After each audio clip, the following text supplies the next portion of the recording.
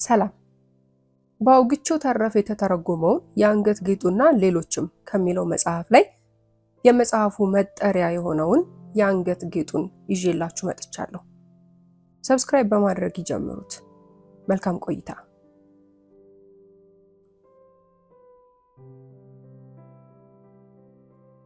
የአንገት ጌጡ ከቢሮ ሰራተኛ ቤተሰብ ብትወለድም በውበትና በቁንጅና ከታደሉት ልጃገረዶች አንዷ ነበረች። ለጥሎሽ የሚሆን ገንዘብ አልነበራትም። በሀብታም ወይም በዝነኛ ሰው ለመታወቅ አጋጣሚውም ተስፋውም የላትም። ስለሆነም የትምህርት ሚኒስቴር ባልደረባ የሆነ አንድ ተራ ጸሐፊ ለማግባት ተገደደች። ለምቾት ኑሮ እንደተፈጠረች ብታምንም ባለጸጋ ባል ባለማግባቷ ሁሌ እንዳዘነች ናት። የመኖሪያ ቤቷ ጉስቁልና፣ የግድግዳው መፍረስ፣ የወንበሮቹ አሮጌነት ያበሳጫታል። ሴቶቹ ሁሉ የሚመኟቸውንና የሚቀኑባቸውን ዕውቅና ዝነኛ ወንዶችን ለማስተናገድ የምታስችል አንዲት ንጹህና መዓዛዋ የሚያውድ አነስተኛ ቤት ለመከራየት ታስብ ነበር። ውድ ዋጋ ያላቸው ልብሶችና ውድ ጌጣጌጦች ለሷ የተፈጠሩ ቢመስላትም እንቁና ሉል ነፍሷ እስኪወጣ ብትወድም ከነዚህ አንዱም አልነበራትም። ለመደሰት፣ ብልህ ለመሆን፣ ወንዶች ውበቷን እንዲያደንቁላትና በፍቅር እንዲወድቁላት ለማድረግ የነበራት ምኞት ይህ ነው የሚባል አልነበረም። አንድ ገዳም ውስጥ አብራት ትማር የነበረች አንዲት ሀብታም ጓደኛ አለቻት። ልትጠይቃት ግን አትፈልግም። ምክንያቱም ጠይቃት በተመለሰች ቁጥር ብስጭት ትላለች። ክፉኛ ተስፋ ትቆርጥና የጸጸት እንባዋን ስታጎርፈው ትውላለች።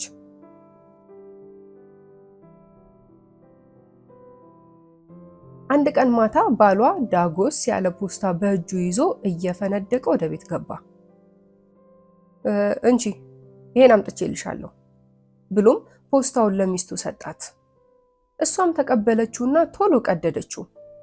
ከውስጡም በህትመት የተጻፈበትና እንዲህ የሚል ካርድ አወጣች። የትምህርት ሚኒስተሩና ባለቤታቸው ወይዘሮ ጆርጅ ራምፑና ጥር 18 ቀን ሰኞ ማታ በሚኒስተሩ መኖሪያ ቤት በሚደረገው የዳንስ ምሽት ላይ ሙሴ ሎዋዜልና ባለቤታቸው እንዲገኙላቸው በትህትና ይጠይቃሉ። ባል ደስታውን የማትችለው መስሎት ነበር። እሷ ግን የጥሪውን ካርድ በንቀት ወርውራ ጠረጴዛ ላይ ጣለችውና ምንም ያደርግልኝ መሰለ ብላው ተመተመች። ፍቅርዬ፣ ደስ የሚያሰኝ መስሎኝ ነበር። በስንት ችግር መሰለሽ የግብዣ ካርዱን ያገኘሁት። ማንም ሰው ይፈልገዋል። ቢሆንም ለታወቁ ሰዎች ብቻ ነው የሚሰጠው። ብዙ ተራ ሰራተኞችን አልጋበዙም። ይህን አጋጣሚ ተጠቀሚበት። በግብዣው ላይ የባለስልጣን አይነት ታያለሽ። በቁጣይን ተመለከተችውና በመቅበጥበጥ ስሜት እንዲህ ያለ ግብዣ ላይ የሚሄድ ምን ለብሼ ነው ብላ ጠየቀችው። የልብሷን ነገር አላሰበበትም ነበር። እንዴ ወደ ቲያትር ቤት ስንሄድ የምትለብሺው ቀሚስ በጣም ያምርብሻል፣ ለምን እሱን አትለብሽም አላት። ሚስቱ ማልቀስ ስትጀምር በቅሬታ ዝም አለ። በመጨረሻም እንዲህ አለች፣ እኔ ቀሚስ የለኝም፣ ስለሆነም ወደ ግብዣው ቦታ መሄድ አልችልም። የጥሪውን ካርድ ሚስቱ ከእኔ የተሻለ ቀሚስ ላላት ጓደኛ ስጠው። በጣም ቅር አለው። ጉዳዩን ግን በቸልታ ሊያልፈው አልፈለገም። ማልቴድ፣ እስኪ እናስብበት። ብዙ ዋጋ የማይፈጅና ለሌላ ጊዜም የሚያገለግልሽ አንድ መጠነኛ ቀሚስ ስንት ይፈጃል? ቆጣቢው ባሏ ሳይቆጣና ሳይነጫነጭ ሊሰጣት የሚችለውን የገንዘብ ልክ እያሰላች ለጥቂት ሰከንዶች ዝም አለች። በመጨረሻም እያመነታች እንዲህ አለች፣ አንድ ቀሚስ የሚፈጀውን ገንዘብ በትክክል መገመት ባልችልም 400 ፍራንክ የሚበቃ ይመስለኛል። ለዓመት በዓል መዋያ ብሎ 400 ፍራንክ አስቀምጦ ነበር። ሁሉንም ስለጠየቀችው እንደ መደንገጥ አለ። የሆነ ሆኖ በጣም ጥሩ፣ ፍራንኩን እሰጥሽና ቀሚስ ታሰፊበታለሽ አላት።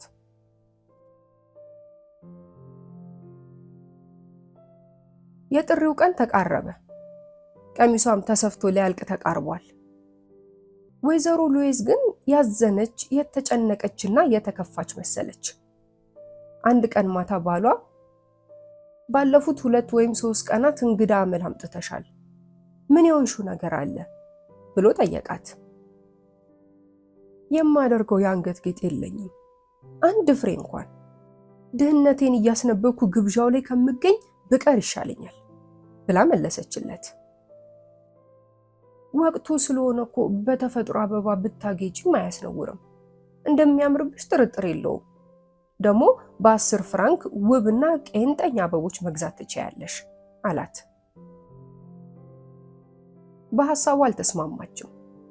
አይሆንም አለች። በሀብታም ሴቶች መካከል ያለምንም የአንገት ጌጥ ከመታየት የከፋና አሳፋሪ ነገር የለም። ከዚያም ባሏ ጮክ ብሎ እንዴት ያለ እንጅሎች ነን! ለምን ወደ ጓደኛሽ ወደ ወይዘሮ ፎሬስት ሄደሽ የአንገት ጌጧን አትዋሽም? በቂ ዕውቀት ስላላችሁ ልታፍሪ አይገባም አላት። እውነትህን ነው አለች በደስታ እየፈነደቀች። ከሷ ዘንድ መጠየቅ እንደምችል አላሰብኩትም ነበር። በሚቀጥለው ቀን ወደ ጓደኛዋ ቤት ሄደችና ችግሯን አዋይቻት። ወይዘሮ ፎሬስቴ ከቁም ሳጥን ውስጥ የጌጣጌጥ ማስቀመጫዋን ሙዳ ያወጣችና ወዳጄ ምረጪና ውሰጂ ብላ ሰጠቻት።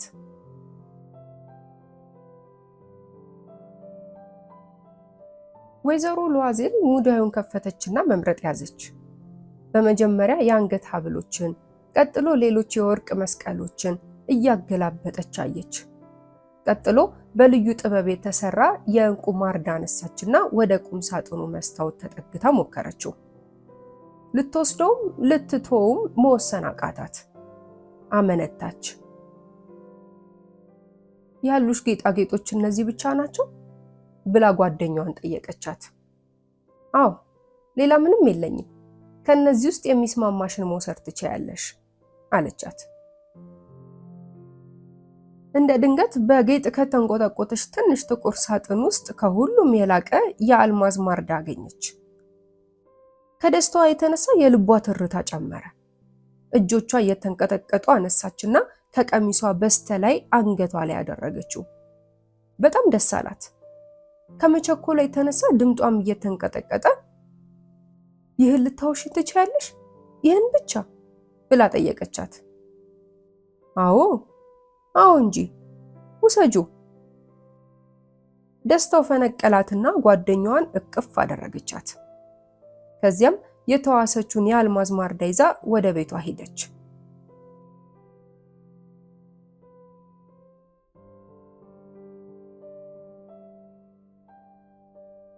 የዳንሱ ምሽት ደረሰ። ወይዘሮ ሉዊዜል አምሮባት ነበር። በሷ ልክ ውብ፣ ደም ግባቷ ማራኪ፣ ደስተኛና ጀርጋዳ ሌላ ሴት ወይዘሮ አልነበረችም። ሹማምንት ልብ ብለው አዩአት። ስሟን ጠየቋት፣ ተዋወቋትም። የውጭ ሀገር እንደራሴዎች ሹማምንት ከሷ ጋር ለመደነስ ቋመጡ። የትምህርት ሚኒስትሩ ሳይቀሩ አይናቸውን ጣሉባት። ባገኘችው ክብርና አድናቆት ሰከረች። በደስታ ባህርም ዋኘች። ውበቷ ያስገኘላት ጣፋጭ ድልም ብዙ ጊዜ ስትመኘው የነበረውን የመደሰት አምሮት ቀሰቀሰባትና በከፍተኛ ስሜት ደነሰች። ከሌሊቱ 10 ሰዓት ሲሆን ዳንሷ አበቃ። ባሏ ከሌሎች 3 ሰዎች ጋር አንድ ትንሽ ሳሎን ውስጥ ተቀምጦ እንቅልፍ ያንገላታው ነበር። ወቅቱ ክረምት ስለነበር ስትወጣ የምትደርበውን መናኛ ካፖርት ይዞ ባሏ ሊቀበላት ተነሳ። ካፖርቷን ወርውሮት ከሸዋ ላይ ጣለላት። ወይዘሮ ሉዊዝ ግን ሌሎች ሀብታም ሴቶች ልዩ ባለ ፀጉር ካፖርታቸውን ሲደርቡ አይታ የሷን መናኛ ካፖርት ናቀችው። አሳፈራት። ሌሎች ሴቶች ሳያዩት ለመውጣት ተጣደፈች። ባሏ ሮጦ ደረሰባትና ሰረገላ እስከምጠራ ድረስ ከቤት አትውጪ ይበርድሻል አላት። እምቢ ያለችውና የቤቱን ደረጃ በችኮላ ወረደች። የደረበችው ካፖርት ከአዲሱ ቀሚሷ ጋር እዚህ ግባ አይባልም።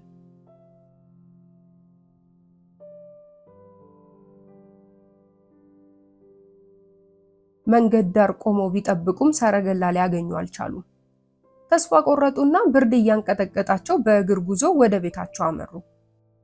በመጨረሻም ጀልባዎች የሚገኙበት ወንዝ ዳር ሲደርሱ በድህነታቸውና በእርጅናቸው አፍረው ቀን ቀን ተደብቀው የሚውሉ ይመስል ከእኩለ ሌሊት በኋላ እንደ ልብ ከሚገኙ ከርካሳ ጋሪዎች አንዱን ተከራዩ። ጋሪውም በሰማዕታት መታሰቢያ መንገድ በኩል እቤታቸው በር ድረስ አደረሳቸው። በድካም እየተጎተቱ የፎቁን ደረጃ ወጡና ቤታቸው ገቡ። ያ የደስታ ምሽት ላይመለስ አለፈ። ባሏም ጠዋት ስራ መግባት እንዳለበት ተገነዘበ። መስታወቱ ፊት ቆመችና መደረቢያዋን አወለቀች። ለመጨረሻ ጊዜ ውበቷን አይታ ለማድነቅ። እንደ ድንገትም የድንጋጤ ጩኸት አሰማች። የተዋሰችውን የአንገት ጌጥ ጥለዋለች። ባሏ ልብሱን በማውለቅ ላይ እንዳለ ምን ሆነሻል ብሎ ጠየቃት። በድንጋጤ እንደተዋጠች ፊቷን ወደሱ መለሰችና የወይዘሮ ፍሬስቴንን የአንገት ጌጥ ጥየዋለሁ አለችው። በቅሬታ አኳኋን ብድግ አለና ምን አልሽ? እንዴት ይጠፋል? ሊሆን አይችልም አላት። የቀሚሷን እጥፋት እያራገፉ ፈለጉ። ጉንፏ ውስጥ፣ ካፖርቷ ኪስ ውስጥ ፈለጉት። አላገኙትም። ቆይ ከግብዣው ቤት ስንወጣ ሁሉ አንገትሽ ላይ መኖሩን አረጋግጠሻል ብሎ ጠየቃት። መውጫው በር ላይ ስንደርስ ዳስሼ መኖሩን አረጋግጫዋለሁ አለች። እንግዲያውስ በመንገድ ስንሄድ ቢጠፋ ኖሮ ሲወድቅ እንሰማው ነበር። ጋሪው ውስጥ መሆን አለበት የወደቀው አለ። የጋሪውን ቁጥር ታውቀዋለህ ብላ ጠየቀችው። ኧረ አላውቀውም ብሎ መለሰ። ተስፋ በቆረጠ መንፈስ እርስ በርስ ተያዩ። ሙሴ ሉዓዚል ልብሱን እንደገና ለበሰና እስኪ በመጣንበት መንገድ በኩል ሄጄ ልፈልገው ድንገት እንኳን ቢገኝ አለ። አልጋዋ ላይ ወጥታ ለመተኛት አቅም አነሳትና የማታ ልብሷን እንደለበሰች ቀረች። ከጧቱ 1 ሰዓት ገደማ ባሏ ተመልሶ መጣ። ፈልጎ ሊያገኘው አልቻለም። እንደገና ወደ ሰረገላ አከራዮች ጽሕፈት ቤት ሄደ። ወደ ፖሊስ ጣቢያም ሄደ። አግኝቶ ላመጣለት ሰው ወሮታውን እንደሚከፍል በጋዜጣ አሳወጀ። ምንም ፍንጭ ሳይገኝ ፊቱ ገርጥቶ ግንባሩ ተኮሳትሮ ወደ ማታ ገደማ ወደ ቤቱ ተመለሰ። ሚስቱ በደረሰባት አሳፋሪ ጥፋት የተነሳ ቀኑን ሙሉ በሐዘን እንደተጨበጠች ዋለች። ሀብሉ ስለተበጠሰ አለ ሙሴ ለሚስቱ፣ ለሰር የሰጠነው መሆናችንን ገልጸን ለጓደኛሽ እንጻፍላት። እንዲህ ካደረግን ለመፈለግ ጊዜ ይኖረናል። በሳምንቱ መጨረሻ ላይ ተስፋቸውን ቆረጡ። ሙሴ ሉዓዚል በእድሜው ላይ 5 ዓመት የጨመረ ይመስል ተጎሳቅሏል። የጓደኛሽን የአንገት ጌጥ መክፈል አለብን፣ እርምጃ መጀመር አለብን አላት። የሰሪው ስም በአንገት ጌጡ ማስቀመጫ ትንሽ ሳጥን ውስጥ ተጽፎበታል። በሚቀጥለው ቀን ወደ ጌጣጌጥ ሰሪው ሱቅ ሄዱ። ባለሱቁ መዝገቡን አገላብጦ ሲያበቃ አልማዙን የሰራሁት እኔ አይደለሁም፣ እኔ ማስቀመጫውን ብቻ ነው በወርቅ የለበትኩት አለ። በብስጭትና በጭንቀት በሽተኛ መስለው በየጌጣጌጥ ሰራተኞች ሱቅ ዞሩ። አንድ የቤተ መንግስት ጌጣጌጥ ሰሪ ሱቅ ውስጥ ልክ የጠፋውን የአንገት ጌጥ የመሰለ አገኙ። 40,000 ፍራንክ የሚል ዋጋ ተጽፎበት ነበር። በ36,000 ፍራንክ እንደሚሸጥላቸው ነገራቸው። ለ3 ቀናት ያህል እንዳይሸጥባቸው ባለሱቁን ተማጸኑት። ከመጋቢት በፊት የጠፋባቸውን የአንገት ጌጥ ካገኙት ይህኛውን በ34,000 ፍራንክ መልሶ እንደሚገዛቸው ውለታ አስገቡት። ሙሴ ሉዓዚል ከአባቱ የወረሰው 18,000 ፍራንክ በእጁ ይገኛል። ቀሪውን ገንዘብ ከአንዱ 1,000፣ ከሌላው 500 ፍራንክ፣ ከአንዱ 5 ሉዊ፣ ከሌላው 3 እየተበደረ ማጠራቀም ጀመረ።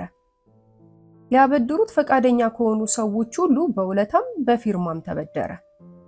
ከገንዘብ አበዳሪዎች እድሜ ልኩን ከፍሎ በማይጨርሰው አራጣ ተዋዋለ። ችሎ መክፈልና አለመክፈሉን ሳያስብ ዕዳ ውስጥ ተዘፈቀ። የወደፊት ኑሮውን የሚያፈራርሰውን ውለታ ተዋዋለ። በእንዲህ አይነት ሁኔታ ያገኘውን ገንዘብ ቋጠረና ወደ ጌጣጌጥ መሸጫ ሱቅ ሄደ። 36,000 ፍራንክ ከፍሎ የአንገት ጌጡን ተረከበ።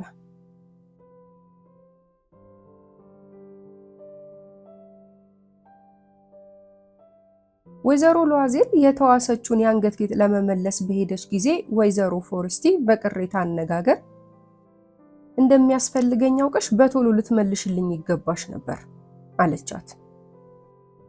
የእሷ እንደጠፋና በምትኩ ሌላ እንደተከፈላት ብታውቅ ምን ትል ኖሯል? እንደ አታላይ ትቆጥራት ኖሯል? ወይዘሮ ሉዋዜል የድህነትን አሰቃቂነት ተገነዘበች። የተበደሩትን መክፈል ግድ ነው።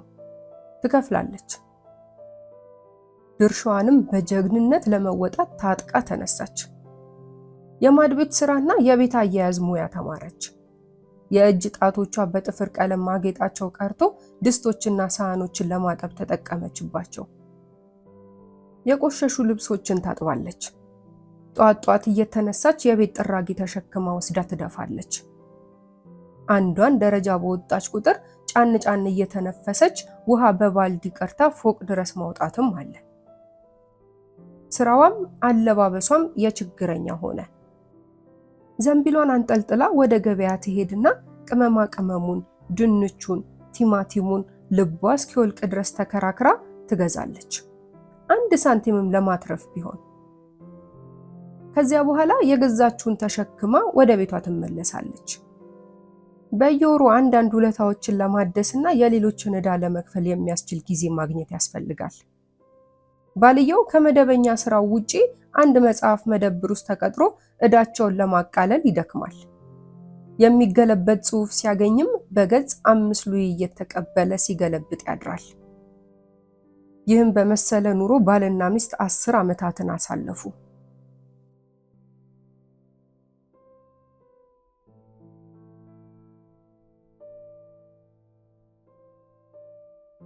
አስረኛው ዓመት መጨረሻ ላይ ዕዳቸውን ከነወለዱ ከፍለው ጨረሱ። ወይዘሮ ሉዋዜል አሮጊት መስላለች። የሥራ ብዛት ያገረጀፋት ድሃ ሴት መሰለች። ሻሿን በወግ ማሰር፣ ቀሚሷን በቅጡ መልበስ ትታለች። እጆቿ ቆረፈዱ፣ ድምጿ ጎረነነ። አንዳንድ ጊዜ ባሏ ወደ ስራ ከሄደ በኋላ መስኮት አጠገብ ትቀመጥና ስለዚያ የዳንስ ምሽት እንዴት ውብ እንደነበረች፣ ወንዶች እንዴት እንደተማረኩላት ታስባለች። ያ የአንገት ጌጥ ባይጠፋባት ኑሮ እንዴት ግሩም ነበር! ማን ያውቃል? ህይወት እንዴት ተለዋዋጭና አስገራሚ ነገር ነው! አንድ ትንሽ አጋጣሚ የአንድን ሰው ኑሮ ሊያጠፋው ወይም ሊያለማው ይችላል።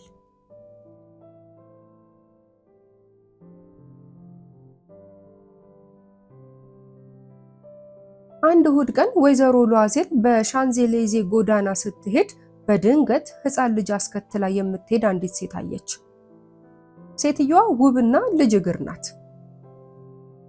ወይዘሮ ፎረስቴ ነበረች። ወይዘሮ ሉዋዜል በሁኔታዋ ተማረከች። ማነጋገር ይኖርባታል። አዎ ዕዳዋን እንደሆነ ከፍላ ጨርሳለች። ሁሉንም ነገር ልትነግራት ፈለገች። ተጠጋቻትና ዣን እንደምን አደርሽ አለቻት። ጓደኛዋ አላወቀቻትም። የማታውቃት አንዲት ተራ ሴትም ስሟን ጠርታ ስላነጋገረቻት ተገርማለች። እሜቴ ተሳስተው ይሆናል፣ እኔ ግን አላውቀውትም ብላ በተቆራረጠ አነጋገር መለሰችላት። አልተሳሳትኩም፣ እኔ ማቴልድ ሉዋዜል ነኝ። ጓደኛዋ በመደነቅ ኦ የኔዋ ምስኪን ማልቴድ እንዴት አርጅተሻል ብላ ጮኸች። አሁን ለመጨረሻ ጊዜ ከተገናኘን በኋላ ብዙ የችግር ዓመታት አሳልፌያለሁ። ባንቺ የተነሳ ብዙ ስቃይ አይቻለሁ አለቻት። በእኔ የተነሳ? ምክንያቱ ምንድነው? ያኔ ሚኒስትሩ ለዳንስ ምሽት የጋበዙኝ ጊዜ የአንገት ጌጥ እንዳዋስሽኝ ትዝ አይልሽም? አለቻት። አዎ አስታውሳለሁ። ከዚያ በኋላማ በቃ ጠፋብኝ አለቻት። መልሰሽልኛል እንጂ እንዴት ጠፋት ያለሽ? አለቻት ግራ እየገባት። አይ ተመሳሳዩን ነበር ገዝቼ ተካውልሽ። እዳችንን ለመክፈል 10 ዓመት ፈጅቶብናል። ቤሳቤስቲ ላልነበረን ሰዎች እዳችንን ከፍለን ለመጨረስ ቀላል እንዳልነበር አንቺም ታውቂያለሽ። ቢሆንም ግን ከፍለን በመጨረሳችን ደስ ብሎኛል። ወይዘሮ ፎረስቴ ነገሩ ተዘበራረቀባት። ከአልማዝ የተሰራ የአንገት ጌጥ ገዝቼ ከፈልኩሽ ነው የምትይኝ? ብላ ጠየቀቻት። አዎ አለች ወይዘሮ ሉዋዜል። አይ በጣም ከመመሳሰላቸው የተነሳ አየሽ ልታውቂው አልቻልሽም ነበር። የደስታና የኩራት ፈገግታ ፈገግ አለች። ወይዘሮ ፎረስቴ ከልቧ አዘነች። ሁለት እጆቿንም ጥርቅም አድርጋ ይዛ እንዲህ አለቻት። የኔዋ ምስኪን ማልቴዶይ ያዋስኩሽ አንገት ጌጥ እኮ አርቲፊሻል ነበር። ዋጋውን ቢበዛ ከ500 ፍራንክ አይበልጥም ነበር።